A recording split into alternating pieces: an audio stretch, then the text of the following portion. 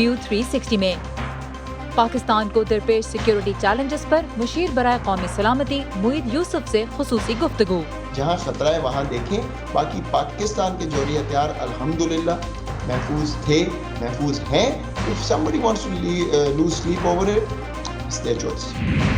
अमरीकी सदर की मकबूलियत अंदरून मुल्क मुश्किलात की शिकार, मगर आलमी सतह पर अमरीका की साख में बेहतरी। और क्या पाकिस्तान का निज़ाम सेहत कोरोना वबा के दौरान डेंगू का बढ़ता हुआ बोझ बर्दाश्त कर सकता है? हमारे पास अभी हॉस्पिटल्स में इतनी बुरी हालत नहीं है, ये कोई इतनी अलार्मिंग सिचुएशन नहीं है।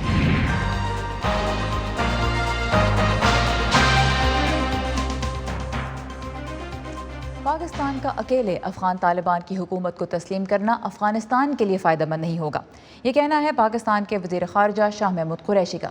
मगर मुशीर बराए कौमी सलामती कहते हैं कि फ़ैसलों में देर भी नहीं होनी चाहिए। वॉइस ऑफ अमेरिका के वाशिंगटन स्टूडियो में आप सबको खुशामदीद। व्यू 360 के साथ मैं हूँ सारा जमान।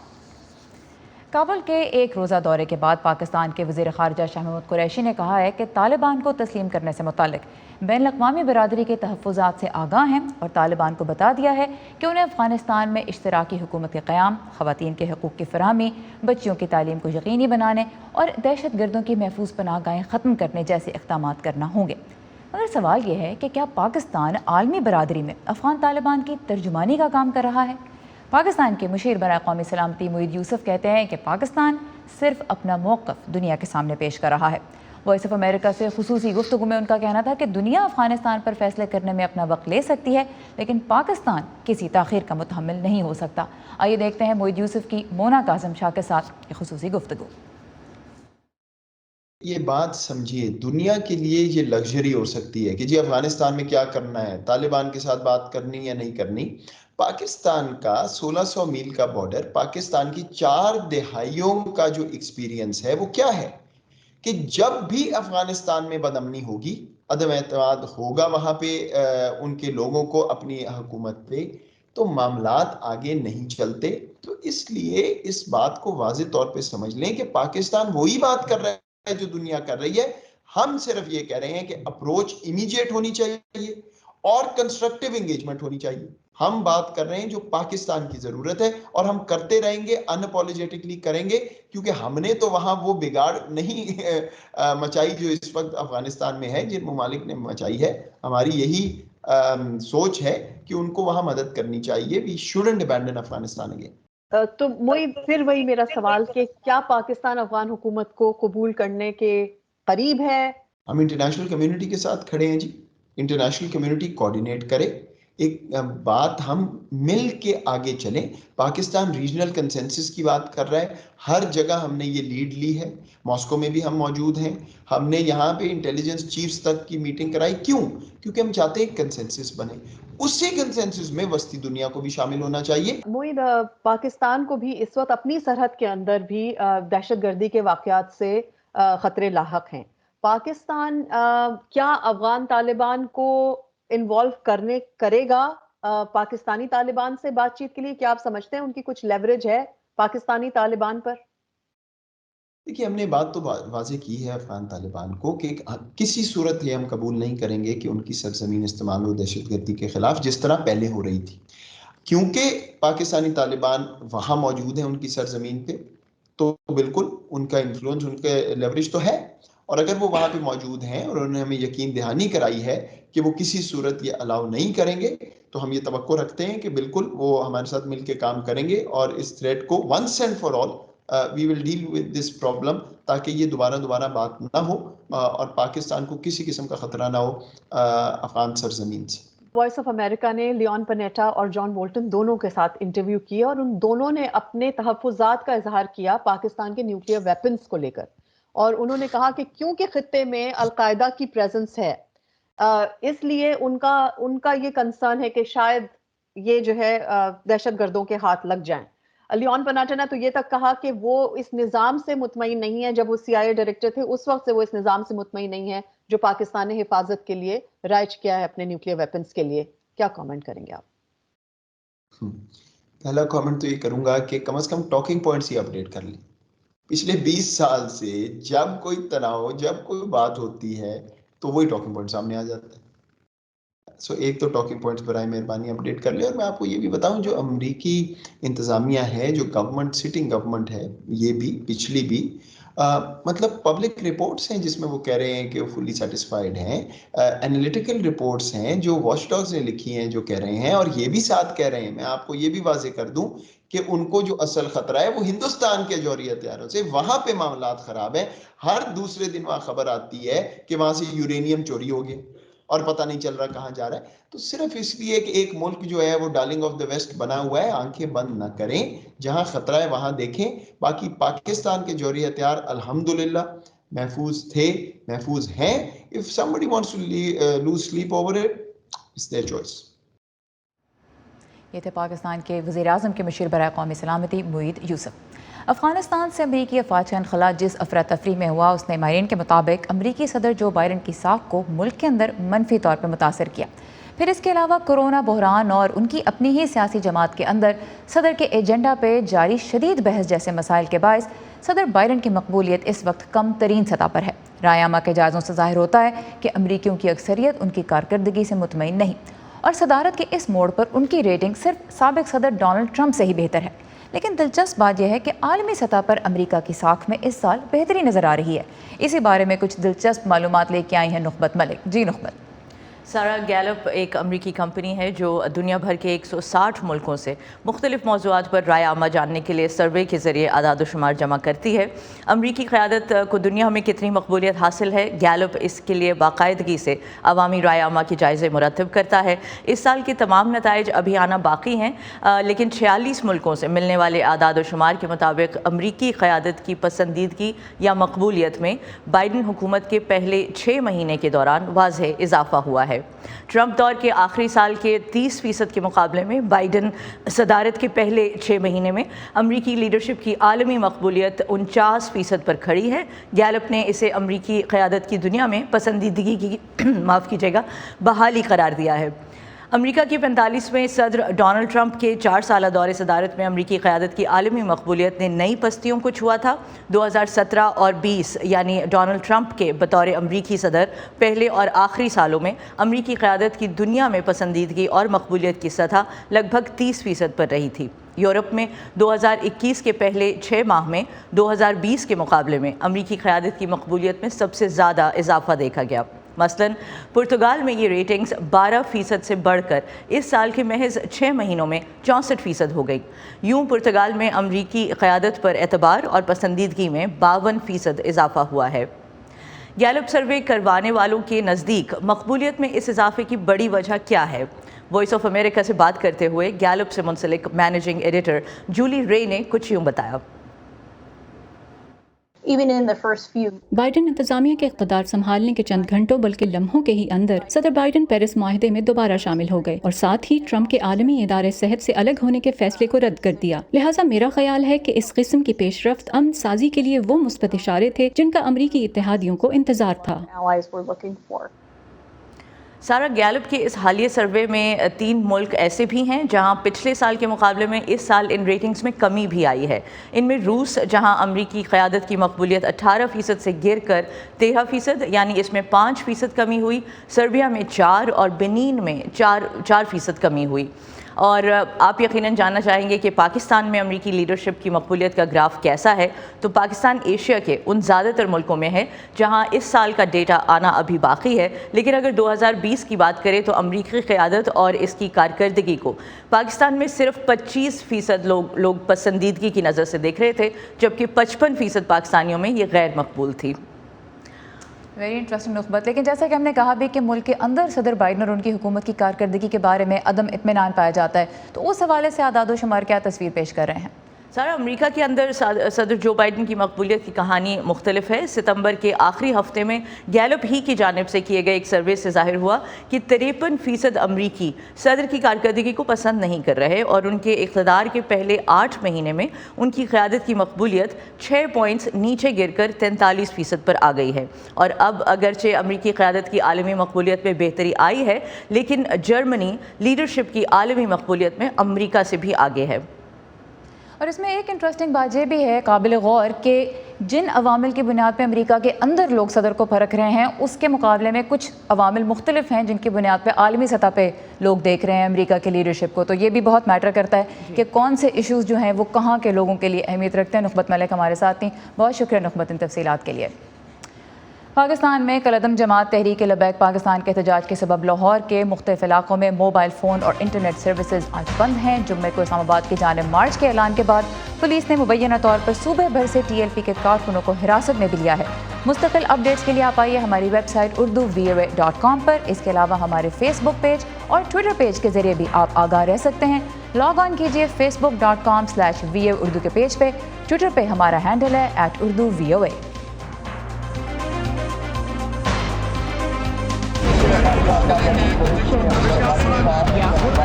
خبروں کے پیچھے نہیں بھاگتے, ہم کہانیاں ڈھونڈتے ہیں, عام لوگوں کی خاص کہانیاں. میں کوئی ان سے الگ مخلوق تو نہ تھی, تو کیوں نہ میں ایک ایسا کام کروں کہ جس میں مہارت حاصل کروں اور وہ نیکی کیا ہو, جو چھوٹی چھوٹی کوششوں سے بدل رہے ہیں بے شمار زندگیاں. مجھے جب بھی ضرورت ہوئی مجھے انہوں نے ماشاءاللہ قرضہ دیا اور میرا کاروبار بہت اچھا چلا. لا رہے ہیں اپنے ارد گرد بڑی تبدیلیاں. اکثر جو یہاں بچے ہیں نا وہ بھیک مانگنے والے بچے ہیں, اور جب یہ بچے اسکول میں آئے تو بہت سارے بچے خوش ہو رہے ہیں. آج وہیں عورتیں بے ہچک اپنے پلانٹوں پر مطلب اپنے گوٹ کے پلانٹ پر آتی ہیں, پانی بھرتی ہے. ہم جاتے ہیں خبروں سے آگے. میں ہوں نیلوفر مغل, سمن خان, سعدیہ زبران جھا, عمر فاروق, چدرائے جیتی آرانی, مرتضیٰ زہری. 360 میں آپ سب کو خوش آمدید. ہم ہیں وائس آف امریکہ.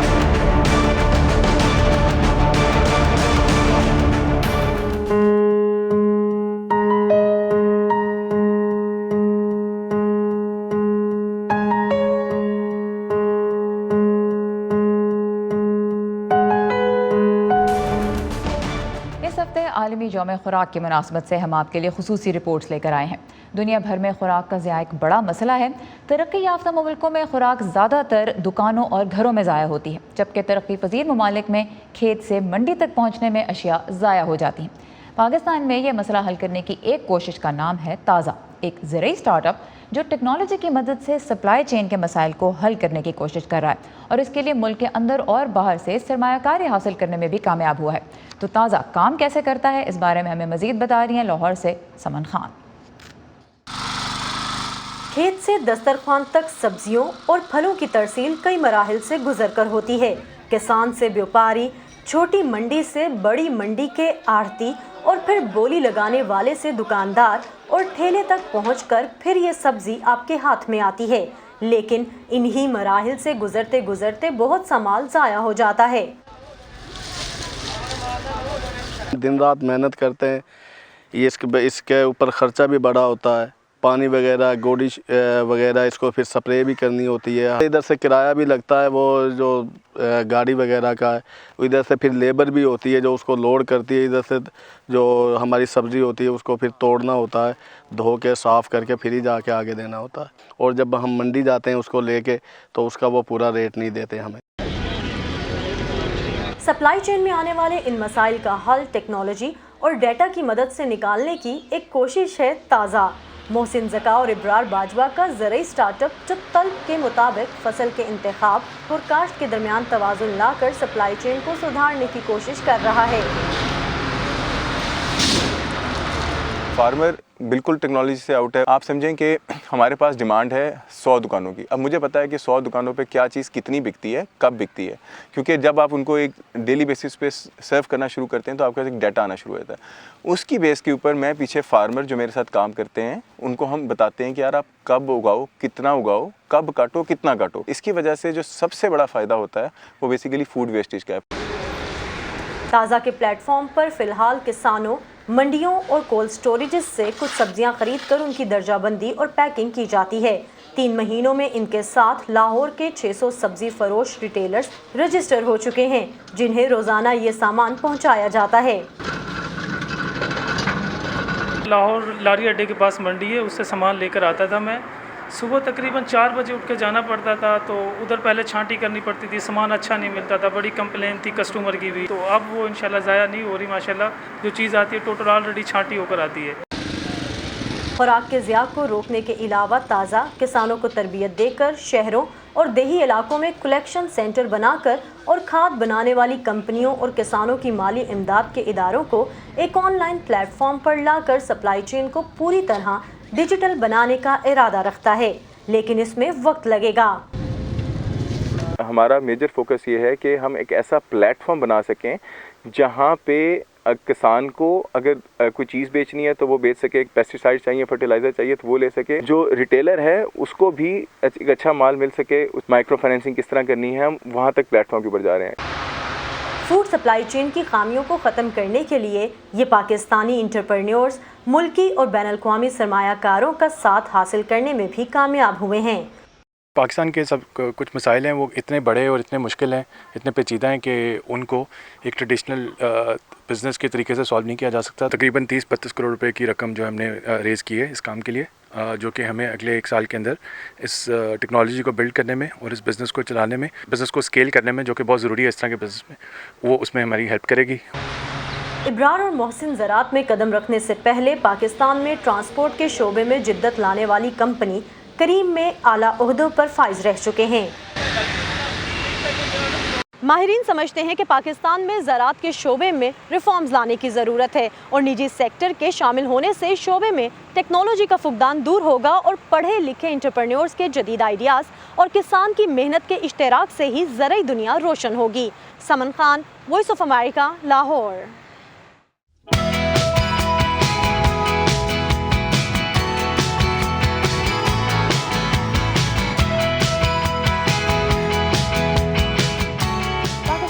ڈینگی کے وائرس نے ایک مرتبہ پھر شہریوں کو پریشان کر رکھا ہے۔ اب تک ہزاروں افراد اس سے متاثر ہو چکے ہیں اور اسی لیے آج لائف 360 میں ہم نے اس کو موضوع بنایا ہے۔ ایک ایسے وقت میں جب نظام صحت کرونا وائرس سے نبرد آزما ہے، ڈینگی کا پھیلاؤ ہسپتالوں پر کتنا بوجھ ڈال رہا ہے۔ راولپنڈی، اسلام آباد کے اسپتالوں میں خصوصی ڈینگی وارڈز جو کام کر رہے ہیں، کس حد تک مریضوں کی دیکھ بھال مناسب طریقے سے کر پا رہے ہیں، اسی بارے میں اسلام آباد سے آج عاصم علی رانا کی رپورٹ، آئیے دیکھتے ہیں۔ اس وقت صوبہ پنجاب ڈینگی سے سب سے زیادہ متاثر ہے، جہاں اس مرض کے شکار افراد کی تعداد ہزاروں میں ہے۔ لاہور، گجرانوالہ، فیصل آباد کے ساتھ راولپنڈی، اسلام آباد کے اسپتالوں میں مریضوں کی بڑھتی ہوئی تعداد کے پیش نظر خصوصی ڈینگی وارڈز مختص کر دیے گئے ہیں۔ راولپنڈی کے بے نظیر بھٹو اسپتال میں ماہرین مریضوں میں ڈینگی کے شدید اثرات دیکھ رہے ہیں۔ جو پیشنٹ کنفرم ہو رہے ہیں اس کے اندر جو ہیمریج ہے، جو لیکیج ہے، وہ تھوڑا زیادہ ریشو سے آ رہا ہے، تو ابھی تو اس کی ہم جب اسٹریننگ کروائیں گے اس پہ پتہ چلے گا کہ مکس اسٹرین تو نہیں ہے۔ راولپنڈی، اسلام آباد کی انتظامیہ کئی مقامات پر اور خصوصاً ان علاقوں میں روزانہ ڈینگی کا اسپرے کروا رہی ہے جہاں سے کیس رپورٹ ہو رہے ہیں۔ متاثرہ گھروں کے اندر بھی ڈینگی مچھر مارنے کے لیے اسپرے کیا جاتا ہے، تاہم اسپتال میں داخل بعض مریضوں کو شکایت ہے کہ ان کے علاقوں میں بروقت اسپرے نہیں کیا گیا، جس سے وہ بیماری کا شکار ہوئے۔ ڈینگی اسپرے تو نہیں ہوا ابھی تک، لیکن لوگ جو ہیں وہ بہت زیادہ ابھی بیمار ہو رہے ہیں۔ سراؤنڈنگز جو ہیں اس میں بھی پتہ چلا ہے کہ کافی سارے لوگ جو ہیں وہ ڈینگی کی وجہ سے انفیکٹ ہوئے ہیں۔ کہ مجھے 104 فیور تھا اور میں ڈاکٹر کے پاس گیا تو انہوں نے مجھے انفیکشن کی دوائی دی، گلے کے انفیکشن کے لیے اور بخار کے لیے، تو 2 دن میں تو وہ ٹھیک نہیں ہوا، اور پھر انہوں نے ایڈوائز کیا کہ آپ اپنا کورونا کا ٹیسٹ کروائیں۔ وہ کرایا تو وہ نیگیٹو آیا، پھر انہوں نے ڈینگی کے لیے بولا، ڈینگی کا میں نے کرایا تو 5 دن مجھے مسلسل 104 بخار رہا۔ 2-3 دن تو بخار بہت زیادہ ہو گیا تھا، تو پتہ نہیں چل رہا تھا کیا ہو رہا، تو پھر ٹیسٹ کیے تو پلیٹلیٹس بہت زیادہ کم آ گئے تھے، پہلے ٹیسٹ کرائے تو 212 تھے، تو اگلے دن کرائے تو ڈائریکٹ 60 پہ آ گئے، 60 پہ۔ ڈینگی کے مرض کے ساتھ کرونا کے مریضوں کی تعداد کو بھی سنبھالنا صحت کے نظام پر بوجھ بن سکتا ہے۔ اسلام آباد کے district health officer doctor Zaeem Zia کہتے ہیں کہ دونوں امراض سے بچاؤ کے لیے بندوبست موجود ہے اور حالات قابو میں ہیں۔ ہمارے پاس ابھی ہاسپٹلس میں اتنی بری حالت نہیں ہے، یہ کوئی اتنی الارمنگ سچویشن نہیں ہے، لیکن چونکہ ٹیمیں فیلڈ پہ کام کر رہی ہیں، سرویلنس ہو رہی ہے، کانٹیکٹ ٹریسنگ ہو رہی ہے، IRS ہو رہی ہے، تمام کے تمام جو ایپیڈیمیولوجیکل میتھڈز ہیں وہ ان پلیس ہیں، اس کی وجہ سے بھی برڈن کم ہوتا جا رہا ہے۔ ہاسپٹلس میں کچھ پیشنٹس ہیں، ابھی کافی جگہ ہے، ہمارے پاس ڈینگی کے لیے الگ جگہ اسپیسیفائڈ ہیں اور کووڈ کے لیے الگ جگہ اسپیسیفائڈ ہے۔ ماہرین کا کہنا ہے کہ ڈینگی مچھر سے بچاؤ کے لیے احتیاطی تدابیر ضروری ہیں، جن میں سب سے اہم ڈینگی مچھر کی افزائش کو روکنا ہے۔ پاکستان میں کرونا وائرس کی موجودگی میں ڈینگی کا پھیلاؤ صحت کے نظام پر دباؤ بڑھا سکتا ہے. تاہم ماہرین کا کہنا ہے کہ آئندہ چند دن میں موسم سرد ہونے سے ڈینگی کا خاتمہ جلد ممکن ہو سکے گا. عاصم علی رانا، اردو VOA، اسلام آباد. ڈینگی کی علامات کیا ہیں؟ کیا گھریلو ٹوٹکوں سے علاج ممکن ہے؟ اور پلیٹلیٹس کی کمی اگر ہو جائے تو کیا یہ ڈرپ لگوانے سے پوری ہو جاتی ہے؟